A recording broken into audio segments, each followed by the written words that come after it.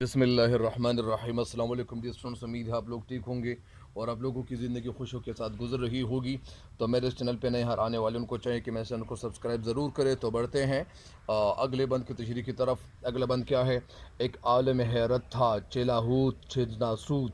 سب جرم سے تائب تھے، چہ ہاروت چہ ماروت، سب خوف سے تھے زرد، چہ خورشید چہ یاقوت، سکھتا تھا سلاطین کو نئے تخت نئے تابوت، نہ تابوت بے خود جو کیا روئے درخشاں کی چمک نے، درخشاں کی چمک نے، پالائے زمیں ٹیک دیے ہاتھ فلک نے۔ ایک عالم حیرت تھا، عالم کے معنی حیرت، عالم وقت، حیرت تھا یعنی حیرت کا عالم تھا، حیرت کا وقت تھا۔ چہ لاہوت، لاہوت فنا فی اللہ کا مقام، چہ ناسوت مادی دنیا یا ظاہر، سب جرم سے تائب تھے، تائب یعنی توبہ کرنے والے، سارے لوگ جرموں سے توبہ کر چکے تھے۔ چہ ہاروت و ماروت، دو فرشتے، اصل میں یہ دو فرشتے ہیں، ان کے حوالے سے یہ کہا جا رہا ہے کہ یہ دو فرشتے تھے جنہوں نے جرم کیا تھا، یا اسی طرح کسی کے عشق میں مبتلا ہو گئے تھے، یا ایک عورت تھی یا رقاصہ تھی تو اس کے، یا زہرہ ایک رقاصہ، تو اس کے عشق میں مبتلا ہو گئے تھے، تو اسی وجہ سے یہ کہا جا رہا ہے کہ سزا کے طور پر انہیں بابل کے کنویں میں الٹا لٹکا دیا گیا ہے۔ تو یہاں پہ انہوں نے یہ ذکر کیا ہوا ہے، سب خوف سے تھے زرد، چہ خورشید چہ یاقوت۔ لیکن میں اس میں اتنا ہی کہوں گا کہ فرشتوں سے نہ کبھی ظلم ہوا ہے، نہ فرشتوں سے نہ کبھی غلطی کوئی ہوئی ہے، اور نہ کبھی ہو جائے گی۔ مطلب اس کا یہ ہے کہ بہت سارے علماء نے یہ کہا ہے کہ یہ اصل میں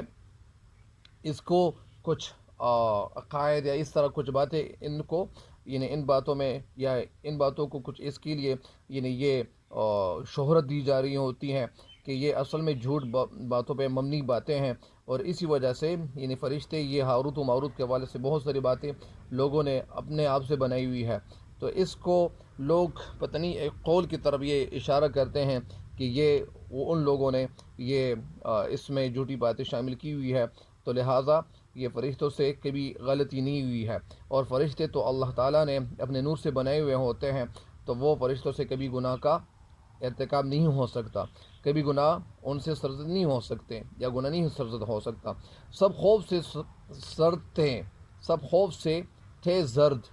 چہ خورشید، خورشید سورج، چہ یاقوت، یاقوت ایک قیمتی پتھر جو سرخ، نیلا، زرد یا سفید ہوتا ہے۔ سکتا تھا، سکتا کے معنی ہے خاموشی، سلاطین کو، سلطان یعنی بادشاہ کو، تخت کے معنی تو وہ کرسی ہے، نہ تابوت، تابوت لحاظ جس میں نعش کو رکھتے ہیں، ایک لاش ہے اور ایک نعش ہے۔ لاش یہ ایک عزت کے طور پر لوگ استعمال نہیں کرتے زیادہ تر، اور نعش یہ عزت کے طور پر استعمال ہونے والا لفظ ہے، نعش، نون عین شین، تو اس کو ایک عزت کے طور پر یہ استعمال کیا جاتا ہے۔ بالائے زمیں ٹیک دیے ہاتھ فلک نے، بے خود جو کیا روئے کے معنی ہے چہرہ، درخشاں، روشن، چمکنے، بالائے زمیں کے اوپر، ٹیک دیے ہاتھ فلک نے، فلک آسمان کو کہتے ہیں۔ تو ابھی اس بند کی تشریح کیا ہے؟ اس بند کی تشریح کچھ اس طرح سے ہے کہ شاعر مرزا علی دبیر، مرزا سلامت علی دبیر جن کا پورا نام تھا، یہ کہتے ہیں حضرت علی اکبر رضی اللہ تعالیٰ عنہ کے روب و دبدبے اور شان و شوکت کو دیکھ کر عالم اجسام یعنی مادی دنیا اور عالم ارواح یعنی مقام فی اللہ، فنا فی اللہ، سب کے سب حیرت زدہ تھے۔ میں اس کے حوالے سے تھوڑا سا بتا دوں کہ یہ اس کا مطلب کیا ہے۔ ہاروت و ماروت اس کو تو میں نے بتا بھی دیا ہے۔ تو لاہوت فنا مقام، فنا فی اللہ کا مقام، یعنی صوفیوں کی اصطلاح میں یہ وہ کیا ہوتا ہے، وہ مقام جہاں صوفی پہنچ کر خود کو اللہ تعالیٰ کی ذات میں گم کر دیتے ہیں۔ تو یہ اصل میں کہ کیا ہے، وہ اس طرف اشارہ بن جاتا ہے کہ وحدت الشہود اور وحدت الوجود کی طرف یہ اشارہ اس میں کیا گیا ہے۔ تو بہرحال اس بند کی تشریح کی طرف لیے چلتا ہوں آپ لوگوں کو۔ اس بند میں شیئر کہنا یہ چاہتے ہیں کہ علی اکبر رضی اللہ عنہ کے روب و دبدبے شان کو دیکھ کر عالم اجسام یعنی مادی دنیا اور عالم ارواح یعنی مقام فی اللہ، سب کے سب یعنی وہ حیران تھے، وہ متعجب تھے، تمام لوگ اپنے اپنے گناہوں اور جرموں سے توبہ کر رہے تھے، سب جرم سے تائب تھے، تمام یعنی گناہوں سے، تمام لوگ اپنے اپنے گناہوں سے، جرموں سے توبہ کر رہے تھے۔ یہاں تک کہ ہاروت اور ماروت جیسے فرشتے بھی اپنے جرم پر وہ کیا تھے، وہ پشیمان ہو چکے تھے، اور توبہ کے طلبگار وہ بھی بن چکے تھے، وہ بھی توبہ کر رہے تھے۔ سورج بھی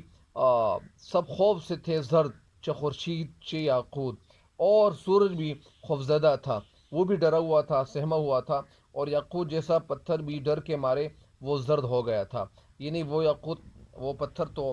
کسی اور قسم کا ہوتا ہے، لیکن یہاں پہ کہتے ہیں کہ وہ کیا ہوا تھا، یعنی زرد ہو گیا تھا۔ تو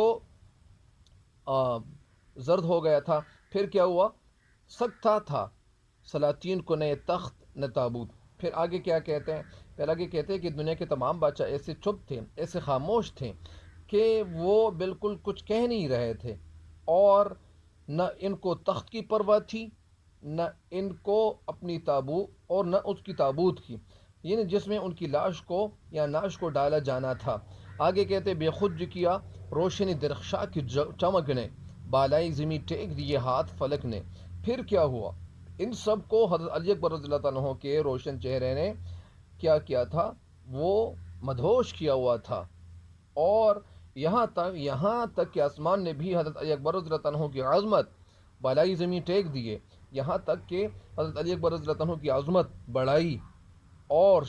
شان و شوکت اور حسن و جمال کے آگے اپنے ہاتھ کیا کر دیے، زمین پہ رکھ دیے، ٹیک دیے، یعنی اپنے ہاتھ زمین پہ رکھ دیے۔ یعنی حضرت علی اکبر رضی اللہ تعالیٰ عنہ کا جو مرتبہ تھا، یہ اس کو بڑھا چڑھا کر پیش کیا گیا ہے، اور ظاہری بات ہے کہ پیش کرنے بھی چاہیے۔ تو یہاں پہ یعنی حضرت علی اکبر رضی اللہ تعالیٰ عنہ کے سامنے سر جھکا لیا، کس نے،